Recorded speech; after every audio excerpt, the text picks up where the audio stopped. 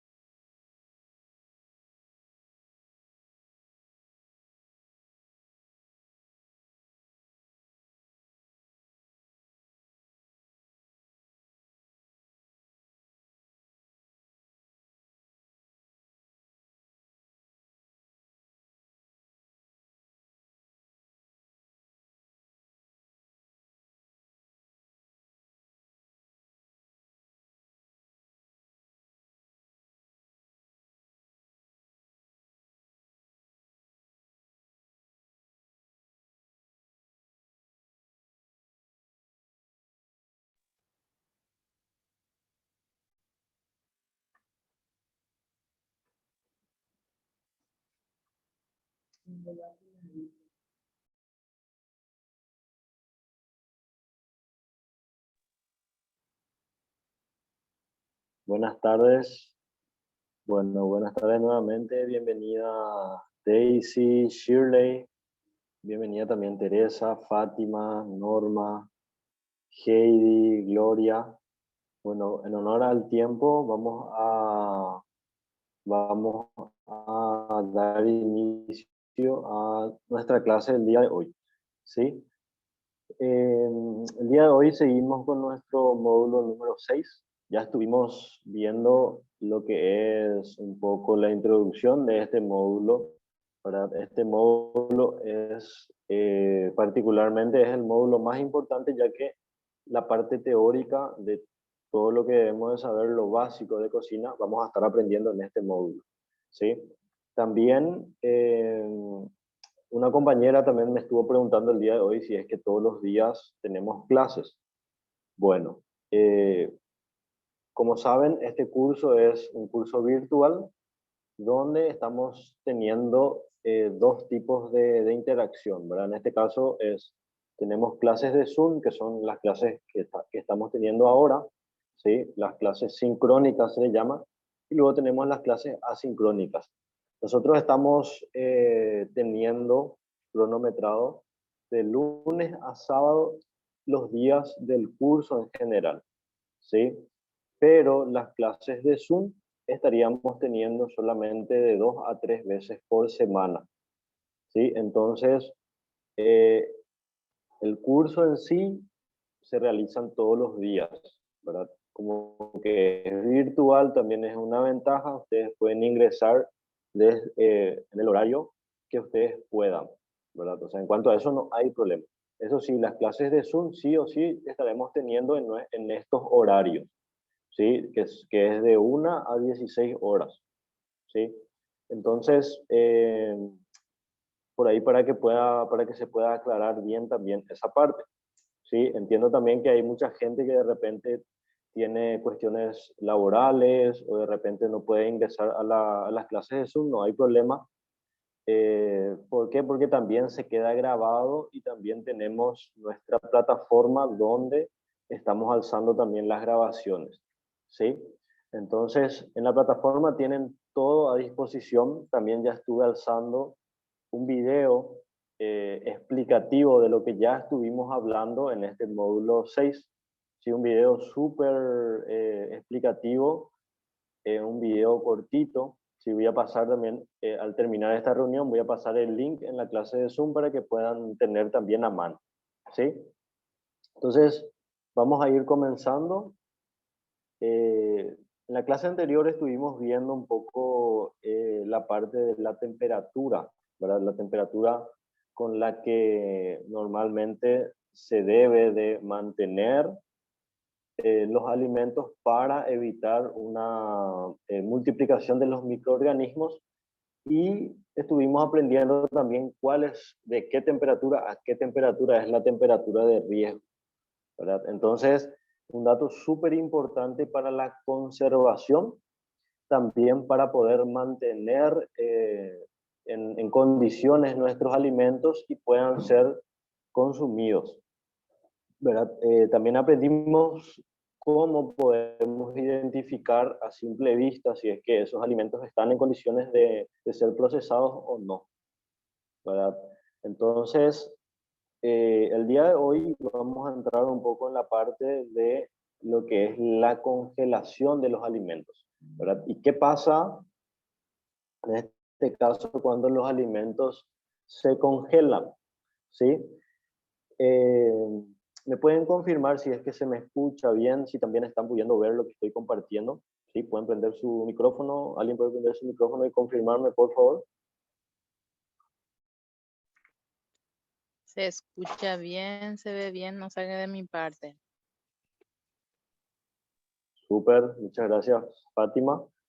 A ver, pueden escribir también en el chat si de repente tienen convenientes, a ver si es que por ahí nos están escuchando o no ven. Genial, Daisy. Súper. Sí, profe, de parte de mí también, yo soy Teresa, te estoy escuchando bien, todo bien. Genial, muchísimas gracias, Teresa. Bienvenida también. Bueno, entonces vamos a ir hablando un poco de lo que es el congelamiento de los alimentos, ¿sí?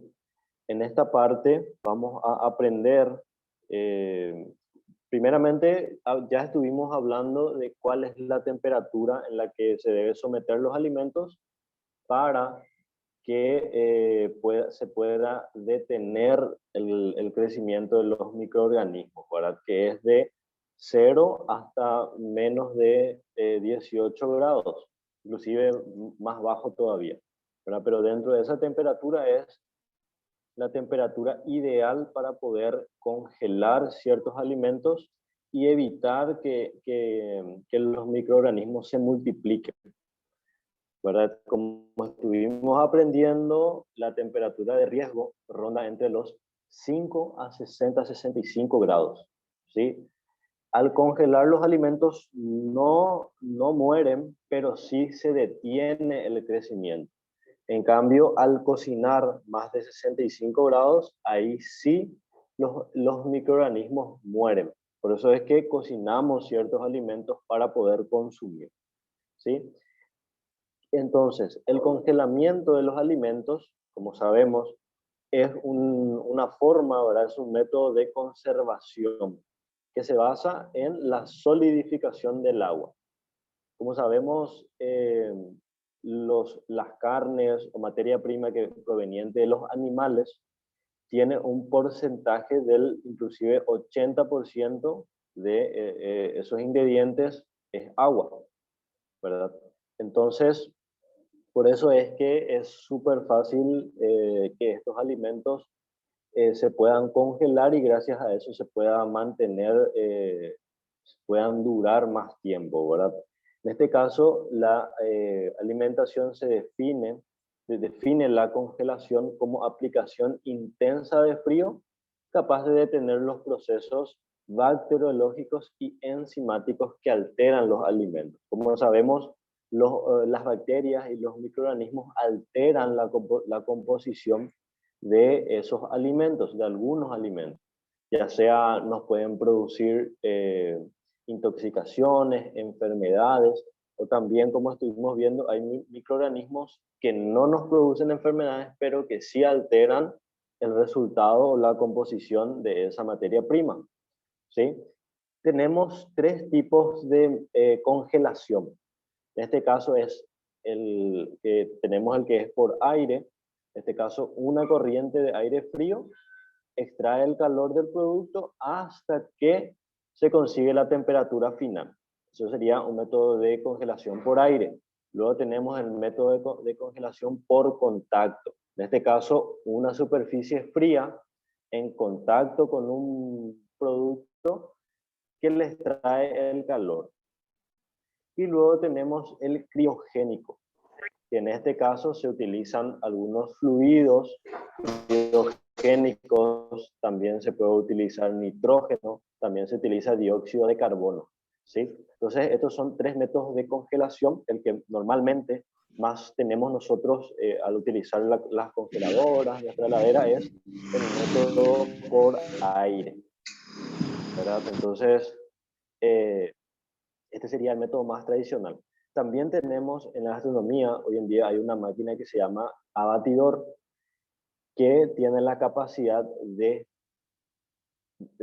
una temperatura alta bajar más rápidamente la temperatura del producto, ¿verdad?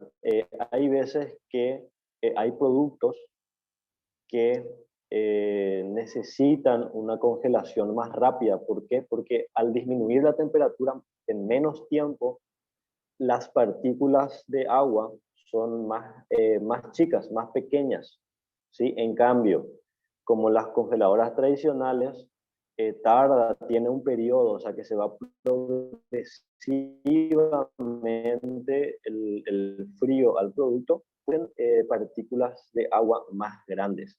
Y muchas veces el resultado final de ese producto ya no queda bien, ¿verdad? ¿Por qué? Porque las partículas de agua que se congelaron son bastante grandes. Entonces, por eso es que existen varios métodos de congelación. Hay veces que algunas preparaciones no quedan bien al congelar directamente en una congeladora, por ejemplo, porque el periodo de congelado dura más tiempo, las partículas de agua son más grandes, ¿sí? Otro dato importante y que también ya estuvieron preguntando en otro curso es si al congelar y al descongelar y luego volvemos a congelar, si es que los alimentos pierden nutrientes. Esa pregunta vamos a estar respondiendo en una de estas diapositivas, ¿sí? En este caso tenemos cuáles son los efectos de la congelación, ¿sí? como ya les estuve explicando, más de repente el 80%, 70, 80% del peso total de un animal, e incluso las de las plantas también, corresponden al agua. ¿Sí? El agua es el componente mayoritario en los alimentos que derivan de los animales y de las plantas. Al congelar un alimento, el agua se transforma en hielo y produce un efecto de desecación. ¿Sí? En este caso, de cero, como ya estuvimos hablando, de cero para abajo, hace que las partículas de agua se empiecen a convertir en hielo. ¿Sí? Permanece un cierto tiempo a esta temperatura y cuando la cristalización es completa, la temperatura sigue descendiendo hasta que se dura con la temperatura ambiental. ¿Sí? También tenemos que tener en cuenta que en esto, cuando un alimento se congela, luego se vuelve a descongelar, especialmente las carnes, en el agua. Entonces, un alimento que ya se congeló ya no te va a aportar lo mismo que un alimento que todavía no pasó por ese proceso. ¿Verdad? Este es un punto para poder manejar nada más en la parte nutricional, pero como saben, sí se maneja. O sea, que congelación es uno de los métodos más utilizados para la conservación de alimentos. Para que la utilización se produzca fácilmente, se necesita la existencia de alguna partícula o sal insoluble, como núcleo de... ¿Sí? Cuando menor es la temperatura, más fácilmente ocurre fenómeno, formándose un mayor número de ligados cristalinos y en consecuentemente el tamaño de los cristales es menor. Así como ya les estuve diciendo, mientras más rápido baja la temperatura de la materia prima, de tu carne o lo que sea, los cristales de agua son más pequeños. ¿Sí? Por el contrario, a una temperatura máxima, el producto al punto de fusión, la nucleación es lenta. Los núcleos cristalinos son pocos y por lo tanto resultan cristales relativamente grandes. ¿Sí? Por eso es que hay productos, como dije, que se tienen que se tienen que someter a un congelado más rápido. ¿Sí? ¿Por qué? Porque cuando los cristales de agua son muy grandes, el producto final ya no queda bien. ¿Sí?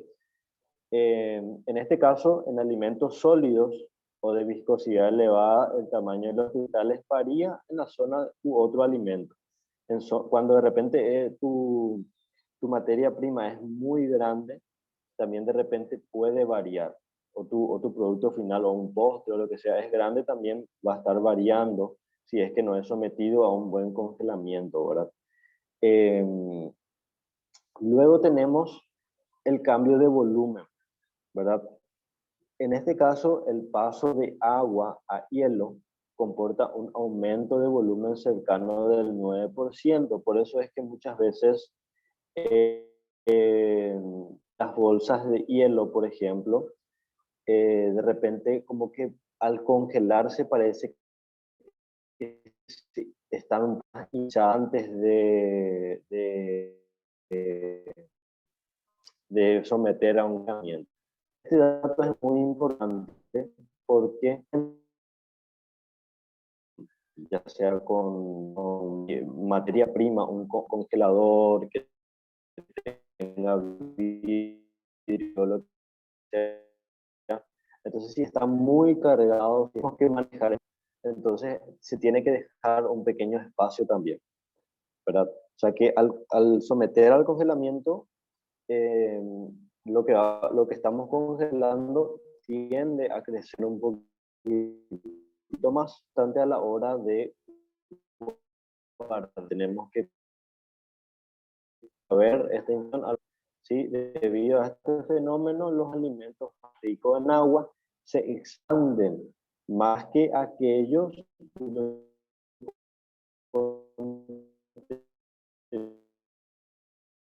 ¿sí?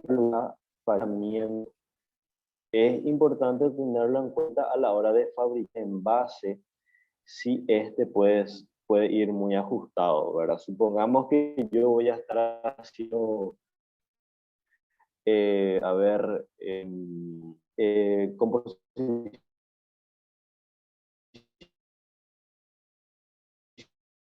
de no envasar en un recipiente que esté justo, porque tiende a crecer un poco, ya sea frasco, hacerlo con espacio, justamente para que al congelar ocupe ese espacio. ¿Sí? Entonces, cuando congelamos un poco, si es que tiene mucha cantidad de agua, tiende a crecer un poquito. Entonces, tenemos que tener cuidado.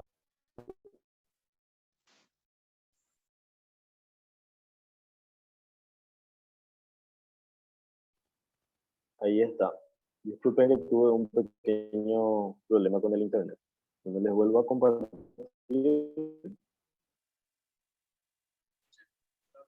Bueno, entonces un dato resaltante de lo que aprendimos o lo que estamos viendo en esta clase es que cuando mayor porcentaje de agua tiene mi producto, tiende a crecer un poquitito más al congelarse. ¿Sí? Luego tenemos el efecto del almacenamiento, ¿verdad? ¿Por qué nosotros estamos aprendiendo esto? Porque de repente creo que más de una persona tiene una congeladora, tiene una heladera, de repente compra, encontró una oferta y justo está barato, entonces aprovecha y compra algo y congela, ¿verdad? Entonces, no solamente en el caso de si es que tengo un negocio, sino que también se puede utilizar o puedo yo saber que si es que de manera particular, ¿verdad? En este caso se ha demostrado que la temperatura de menos 18 es un nivel adecuado y seguro para conservar los alimentos congelados. Los microorganismos no pueden crecer a esta temperatura y la acción de las enzimas es muy lenta. Por el propio almacenamiento produce alteraciones en el alimento. ¿Sí? La recristalización. Durante el almacenamiento hay una tendencia de que los pequeños cristales a unirse entre ellos formando otros de mayor tamaño. Estas resultan más inestables que los grandes al poseer más energía en la superficie de la unidad de la masa. Este fenómeno es más acentuado si se almacena el producto a temperaturas cercanas a cero. Cuando más baja es la temperatura, menores son los efectos, considerándose así deseables por debajo de los 60 tenía que ser ahí. ¿Sí?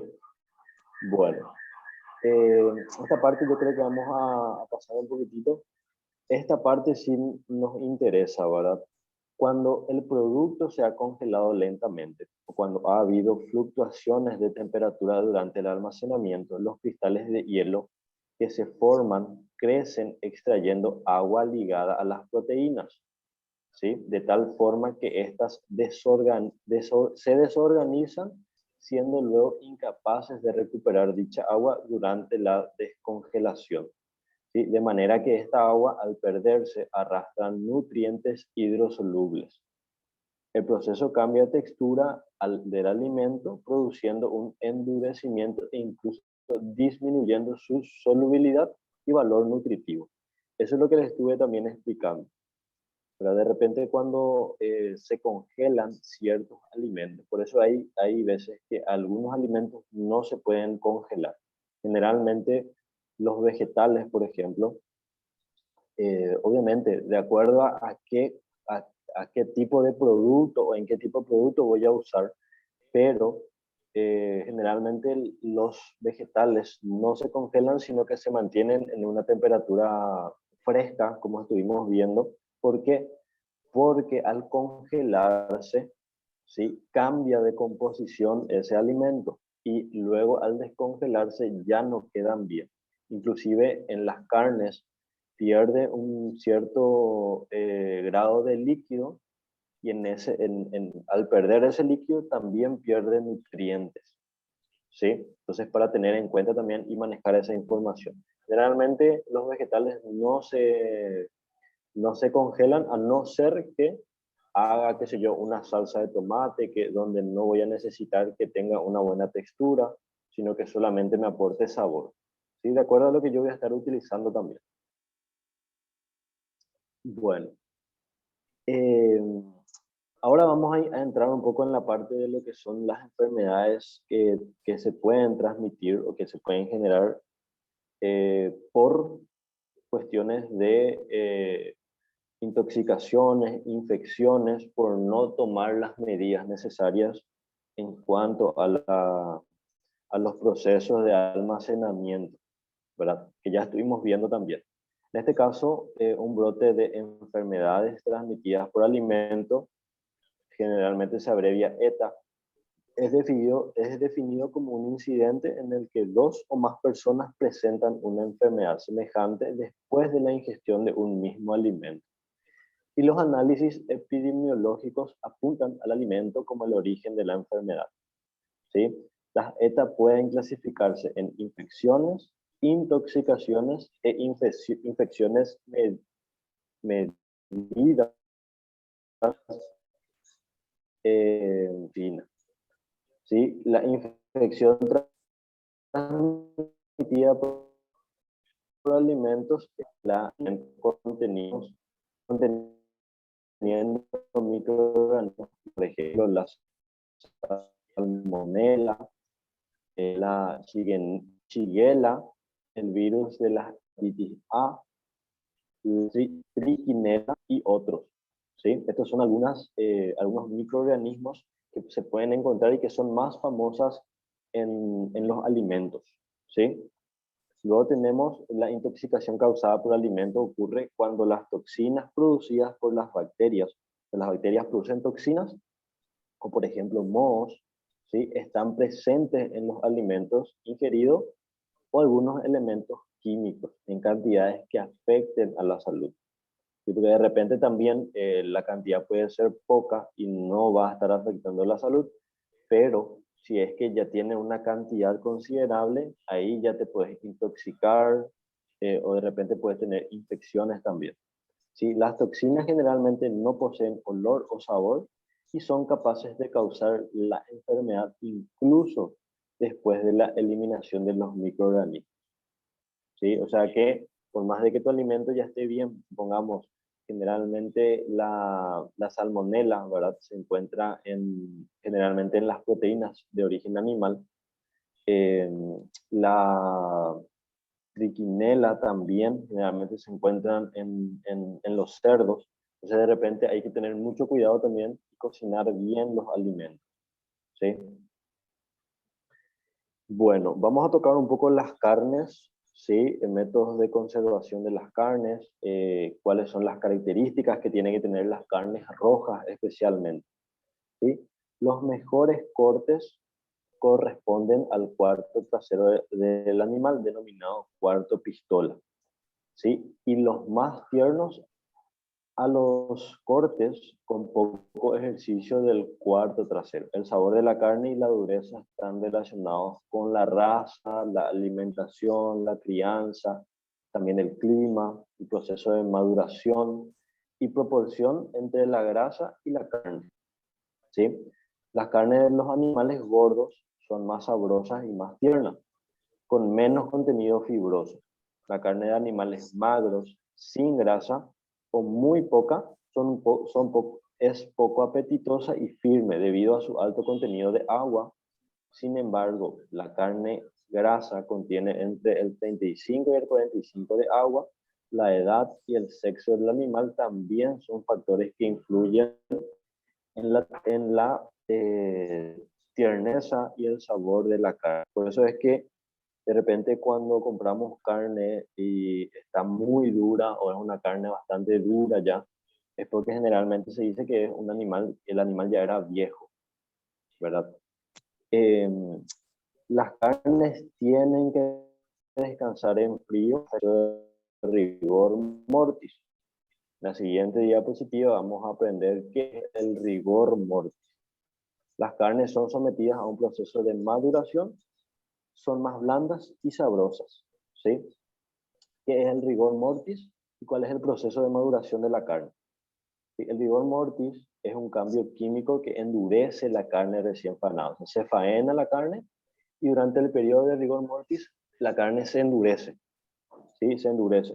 El proceso de endurecimiento empieza entre las 6 y 24 horas posteriormente a la muerte del animal.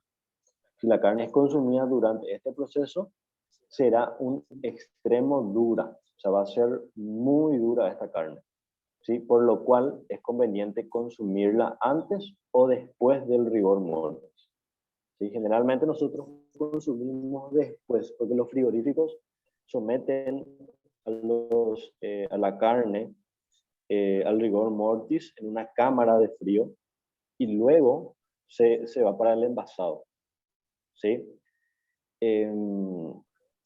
Posterior al rigor mortis se produce la maduración de la carne y el proceso se caracteriza por la pérdida de la dureza. O sea que se madura, se vuelve a relajar la carne y se vuelve ya más blanda, ¿sí? La maduración es un proceso en el cual se deja descansar la carne faenada, abierta en hemisferios y colgada 2 a 3 días hasta 2 semanas en una cámara de frío, lo cual origina que la humedad de la carne se evapore y comience un proceso enzimático que le ayuda a suavizarla, ¿sí? Durante la maduración en la cámara de frío, el crecimiento de los microorganismos es evitado porque la temperatura va de 0 a 3, o sea que no está en una temperatura de riesgo, entonces por eso es que se evita el crecimiento de los microorganismos.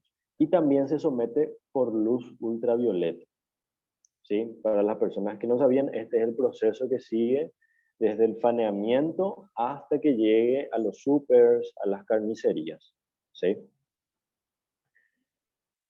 Luego tenemos la manipulación correcta y la conservación y el envasado de las carnes rojas, ¿sí? La temperatura, en este caso, la temperatura de las carnes, viendo que la misma sea la que se indica en las especificaciones, tenemos acá la tabla. En este caso tenemos carne fresca, vacuna o de cerdo, menor temperatura de recepción sería. Temperatura de recepción es la temperatura en la que tenemos o en la que se debe de vender o comprar, ¿sí? Tiene que ser una temperatura de 7, ¿sí? O menor a 7, puede ser también en 5 grados, ¿sí?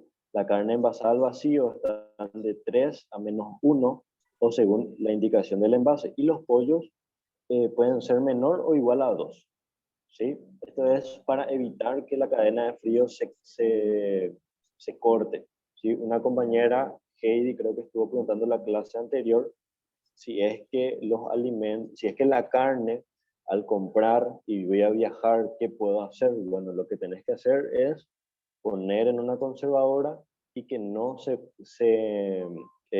corte la cadena de frío, ¿sí? Y esta temperatura es en el centro de la carne también, ¿sí? Bueno, mantenga las carnes en cámara o heladera en todo momento, a una temperatura menor o igual a 5 para evitar el crecimiento y la multiplicación de las bacterias, ¿sí? También evite la contaminación cruzada durante el almacenamiento.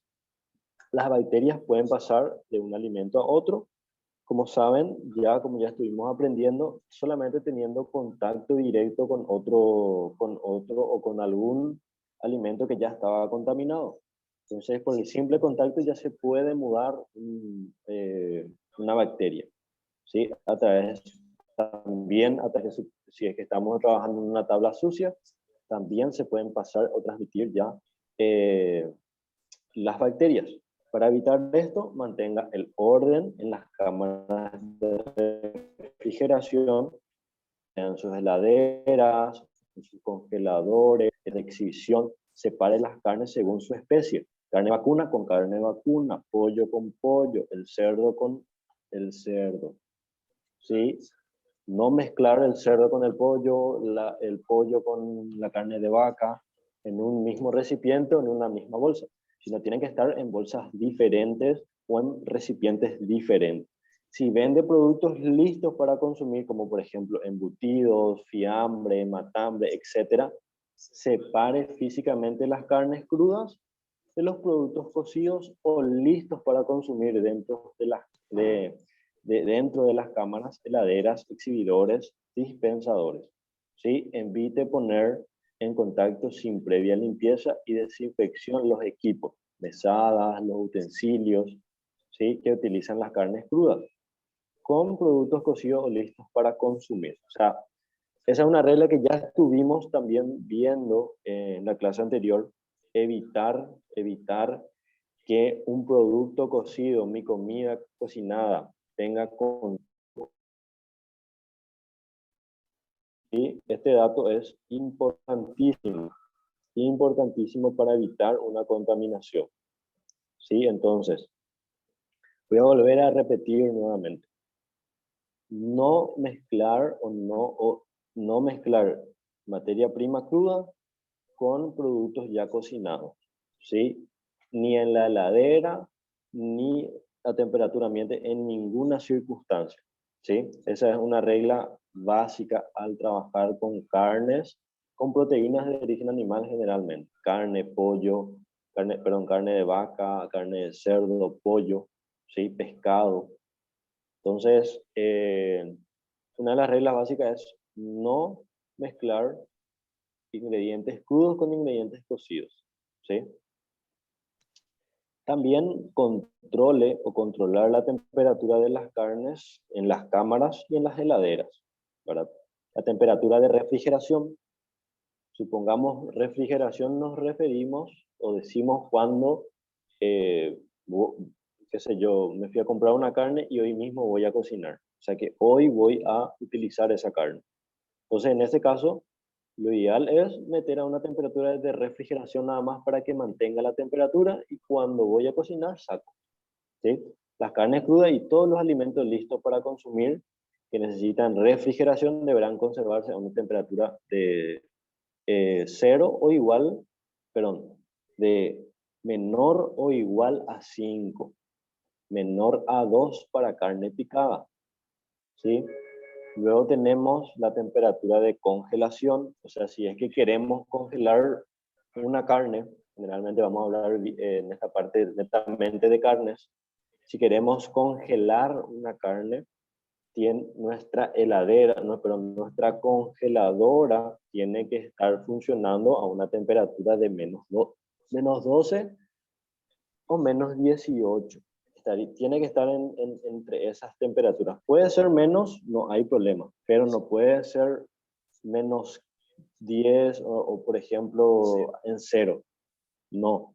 ¿Por qué? Porque las carnes no se congelan a esa temperatura, ¿sí? No se mantienen congeladas a esa temperatura. Entonces, por eso es muy importante que yo pueda conocer esto y pueda cerciorarme de que mi congeladora esté funcionando bien o esté en esa temperatura. Hoy en día existen diferentes formas de saber.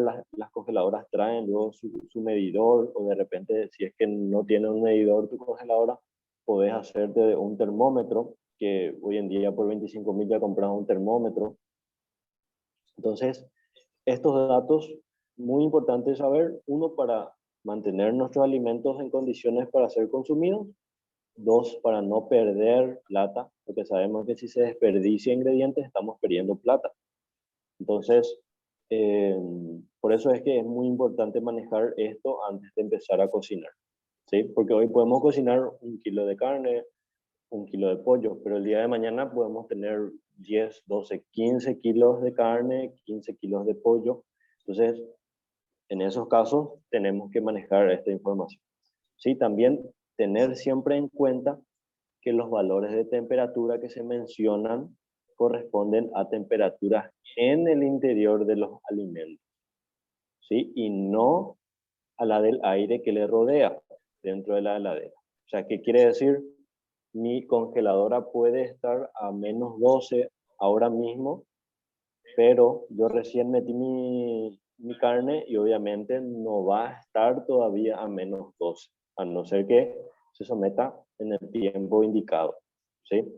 La temperatura del aire puede no reflejar adecuadamente la temperatura del interior de los alimentos, ¿sí? Cuando más grande es producto que vamos a guardar, más tiempo va a tardar el alimento en alcanzar esa temperatura. ¿Sí? Mientras más grande es mi carne, mi trozo de carne, más tiempo tiene que irse a la congeladora para que pueda llegar en el centro de ese producto o de esa carne o de ese trozo de carne a esa temperatura ideal. Porque de repente alrededor sí puede estar a los menos 12, pero en el centro todavía no llegó. Entonces también tenemos que tener en cuenta eso. ¿Sí? Y vamos a hablar un poco de cuáles son los cortes de primera, luego los cortes de segunda y los cortes de tercera, ¿sí?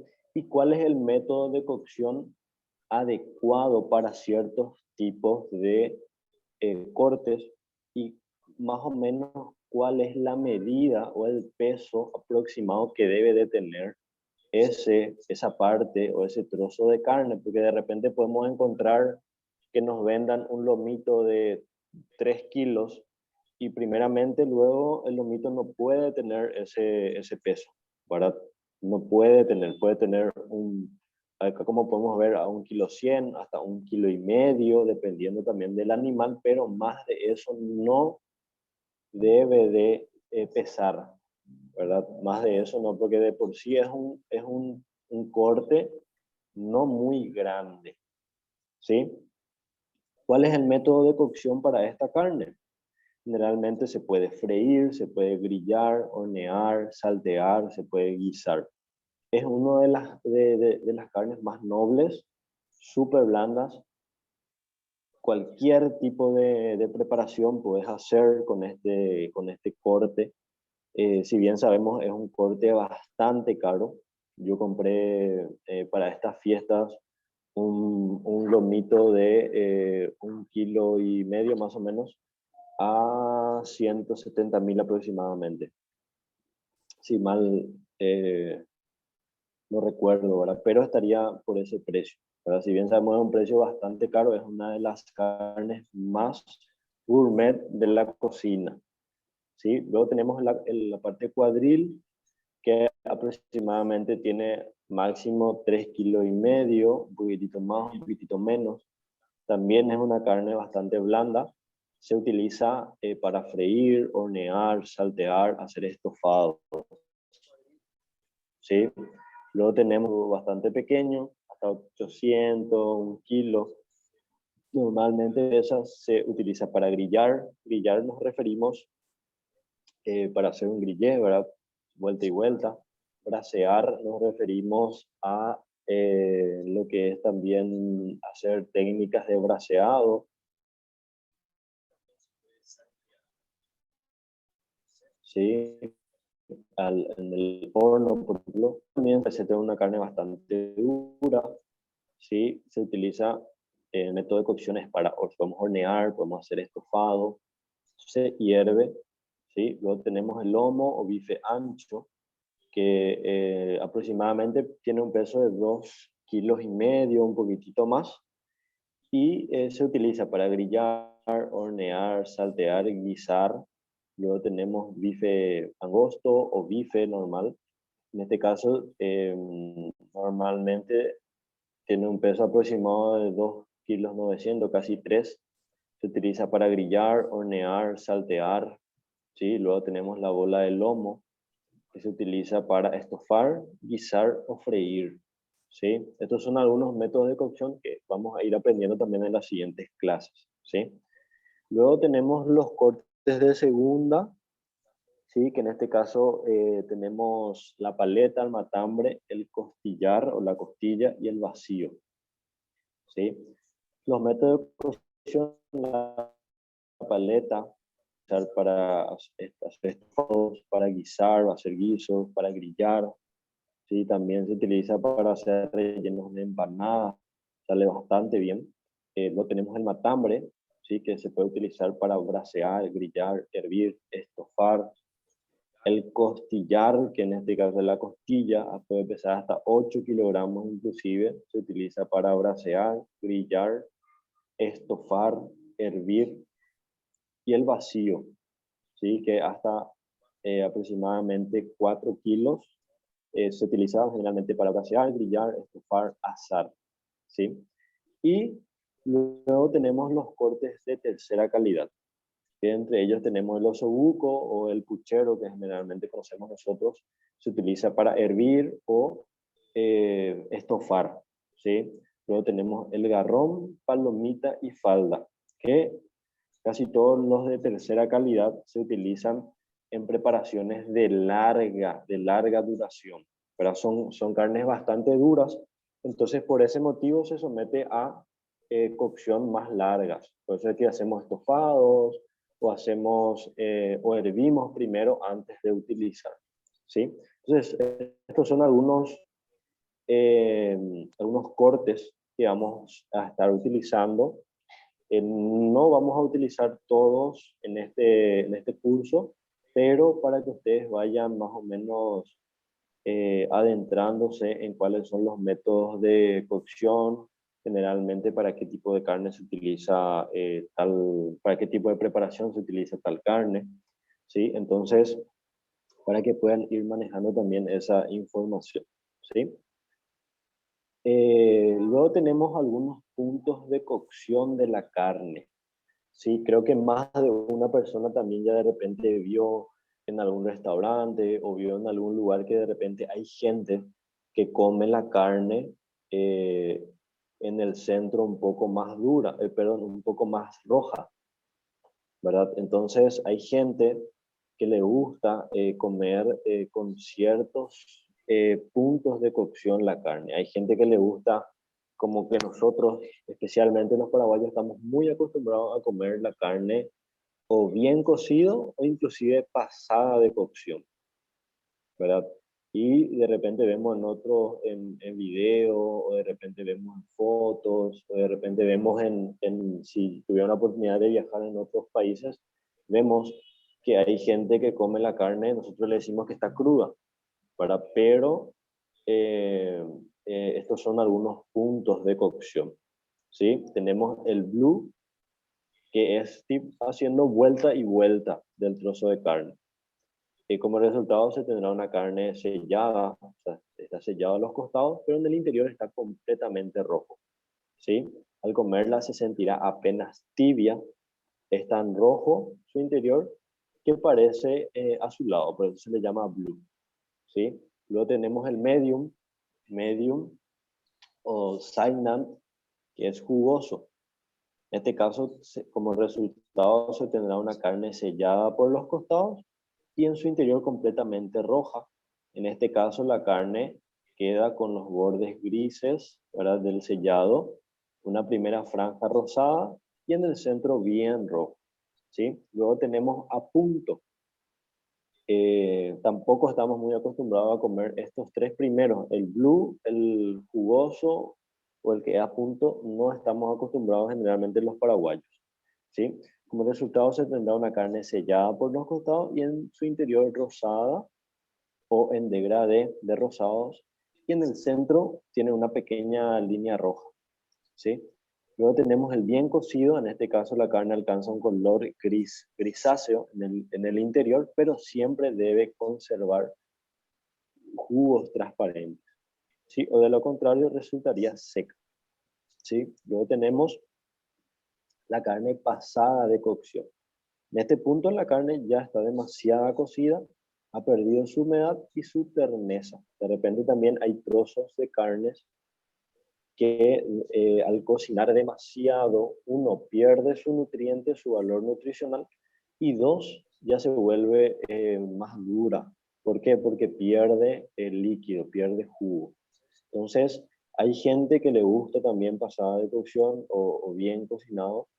Entonces, eso también depende también, no con todas las carnes se pueden realizar estos puntos, ¿verdad? Generalmente este punto o esto tenemos en cuenta con las carnes de primera o las carnes más nobles, como el lomito, la tapa cuadril, sí, que son los que más se utilizan para realizar estos tipos de preparados, ¿sí? Tenemos una tabla, como pueden ver, es la tabla de a qué temperatura está el trozo de carne en el centro, siempre hablando del centro, ¿sí? En este caso tenemos el que es vuelta y vuelta, está a una temperatura de 40 a 50. Por ejemplo, no cualquier tipo de carne es recomendable comer en esta temperatura, porque como ven, está entre los 40 y 50 grados, o sea que está entre la temperatura de riesgo. Entonces, no cualquier tipo ni tampoco de cualquier procedencia se puede utilizar para hacer esta preparación, ¿sí? Luego tenemos el jugoso, que también ronda entre los 50 a 55 grados. El punto, el que es a punto, está entre los 55 a 65 grados. Y a partir del bien cocido, sí, ya está a los 65 a 70 o un poquitito más. Y luego tenemos la carne pasada de cocción que ya está a los más de 70, 80, 90. ¿Sí? Esto hablando siempre en el centro del trozo de carne. ¿Sí? Bueno, acá vamos a hablar un poco de algunos métodos de cocción. En este caso son métodos de cocción húmedos. ¿Sí? En este caso tenemos los métodos de cocción húmedos son el que es blanquear. Estos términos les recomiendo que puedan memorizar o puedan tener siempre a mano porque de repente vamos a utilizar mucho blanquear, sellar, de repente un estofar. Estofar es un método de cocción que creo que hay gente que ya conoce, que ya hizo, que son el método de cocción estofado. El estofado es un método de cocción vendría a ser estofar, que es la preparación larga, fuego bajo por mucho tiempo. ¿Sí? Luego tenemos el guisar, que se utiliza algún líquido para hidratar, ya sea nuestro arroz, nuestro fideo. Entonces hacemos un guiso generalmente con el método de cocción guisado. ¿Sí? Luego tenemos el que es a vapor. Por eso es que le llamamos húmedo, porque se utiliza generalmente un líquido para poder hidratar o para poder cocinar. Luego tenemos el microondas, que también cuenta como método de cocción húmedo. ¿Sí? En este tipo de cocción, los elementos nutritivos, aromáticos y saborizantes se desprenden en gran parte del alimento, incorporándose en el líquido de cocción. ¿Sí? Los cambios entre el alimento y el fluido de cocción se realiza por osmosis, es el paso recíproco de alimentos de distinta densidad a través de una membrana porosa que los separa. O sea que en este caso utilizamos líquidos para, aportarle sabor y para cocinar, ¿sí? Por eso es que utilizamos en el estofado utilizamos líquido, en el guisado utilizamos líquido, hervir obviamente, hervimos en agua, en líquido, blanquear, que se utiliza también agua y generalmente es, como podemos ver acá, donde nos dice blanquear, se cocinan los alimentos en un líquido abundante en ebullición, sin tapa, por un tiempo corto. ¿Sí? En este caso, luego la cocción se corta sumergiendo el alimento en agua fría y se puede hacer en agua, caldos o aceite. ¿Sí? Generalmente el blanqueado se utilizan en vegetales de hoja. Por ejemplo, la selga se tiene que blanquear para sacarle ese amargor. ¿Sí? También se suele blanquear la espinaca. ¿Sí? Estos son, generalmente el blanqueado se utiliza más con vegetales finos o vegetales en hoja. Por eso es que nos dice que se inicia a partir de agua hirviendo en ebullición, pero en periodo corto. ¿Sí? Luego tenemos el hervir, que creo que todos conocemos. Podemos utilizar producto, se hierve un ingrediente en un líquido frío o caliente hasta conseguir la cocción deseada. ¿Sí? No solamente es agua caliente. ¿Sí? Tenemos los tiempos de cocción de la carne. ¿Sí? Esto depende mucho también del tamaño o el trozo de carne, ¿verdad? Si tenemos un trozo de carne pequeño, se utiliza de 20 a 30 minutos por kilogramo. ¿Sí? Por kilogramo. En este caso también aplica en materia prima sin hueso, porque si tiene hueso tiende a tardar un poco más. ¿Sí? Carnes firmes, que pueden ser colita cuadril, bola de lomo, costilla, pavo, lleva un tiempo de cocción de 40 a 50 minutos por kilogramo. ¿Sí? Carnes duras, en este caso más de 50 minutos por kilo, puede ser el peseto, la lengua, puede ser el matambre, el osobuco, que es el puchero. Entonces, estos son los tiempos de cocción de acuerdo al tipo de carne también. ¿Sí? Carnes tiernas, 20 a 30, carnes firmes, de 40 a 50 minutos por kilogramo. Carnes duras a partir de 50 o un poquitito más, una hora y media, dependiendo también del tamaño. ¿Sí? Así que yo creo que podemos dejar hasta acá el día de hoy. Luego en la siguiente clase vamos a seguir con los siguientes métodos de cocción. Entonces, a ver si es que alguien tiene alguna pregunta, si podemos debatir en este espacio antes de poder cerrar la clase de hoy.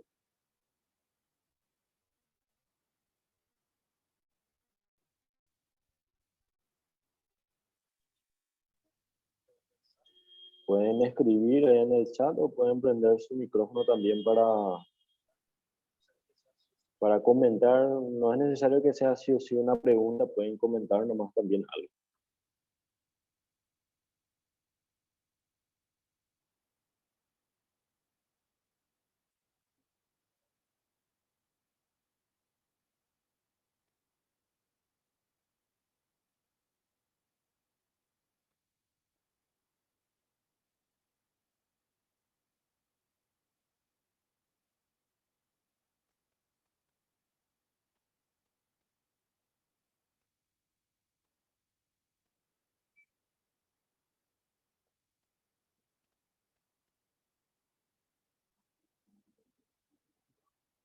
A ver, ¿alguien tiene quiere comentar algo o una pregunta, lo que sea? Estos espacios son justamente para poder debatir o también para poder preguntar algo por sobre todo.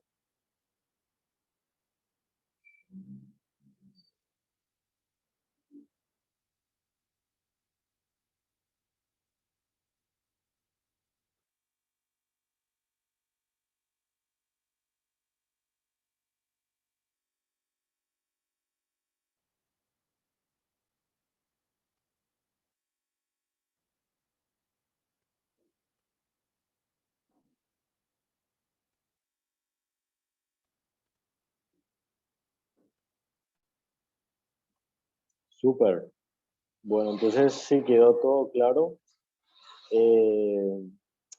Esto fue todo por el día de hoy. Espero que les haya servido. Si de repente tienen preguntas, yo voy a seguir disponible acá en el grupo de WhatsApp, en el privado. Y me gustaría que puedan ir repasando también esta información. ¿Por qué? Porque es algo que vamos a utilizar siempre. En cuanto a la cocina, siempre vamos a utilizar. Especialmente me gustaría que puedan aprender, memorizarlo, inclusive los términos que vamos a estar utilizando, como blanqueado, los métodos de cocción, que ya estamos entrando en términos gastronómicos. Así que si de repente tienen dudas, consultas, me pueden estar escribiendo. Yo voy a estar atento también acá. También voy a pasarles en el chat un video que me gustaría que puedan ver, que es sobre la parte que estuvimos viendo en la clase pasada. Así que les deseo a todos un buen resto de jornada, un inicio de semana espectacular. Así que también que puedan ir repasando, que van a ver cómo, si es que aprenden estos términos, le va a ser muchísimo más fácil poner en práctica. Así que les deseo a todos un buen resto de jornada y nos vemos en la siguiente clase. ¿Sí? Estamos ahí siguiendo en el grupo de WhatsApp. Así que, chao, chao.